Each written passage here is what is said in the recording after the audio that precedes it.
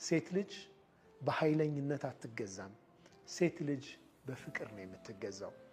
ፍቅር በሰጠናቸው ቁጥር ሴቶች የበለጠ ለኛ ይቀርባሉ። ኃይለኛ በሆንባቸው ቁጥር ከኛ ይርቃሉ። ይህ ተፈጥሯዊ ነው። እውነተኛ ወንድነት ፍቅርን አለመግለጽ አይደለም።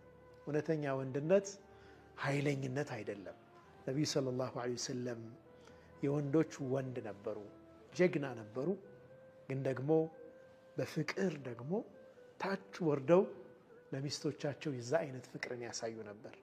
ብዙዎቻችን እንሳሳታለን፣ እንደ ድክመት እንቆጥራለን።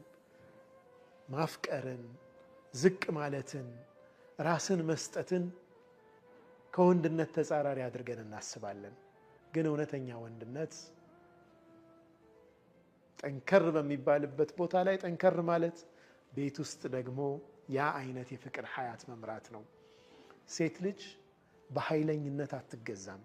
ሴት ልጅ በፍቅር ነው የምትገዛው። ፍቅር በሰጠናቸው ቁጥር ሴቶች የበለጠ ለኛ ይቀርባሉ። ኃይለኛ በሆንባቸው ቁጥር ከኛ ይርቃሉ። ይህ ተፈጥሯዊ ነው። ሴቶች ብቻ ስለሆኑ ሳይሆን ማንኛውም ሰው ወለው ኩንተ ፈዘን ገሊዘል ቀልቢ ለንፈዱ ምን ሐውሊክ ነው ያላቸው ነቢዩ ሰለላሁ ዐለይሂ ወሰለም።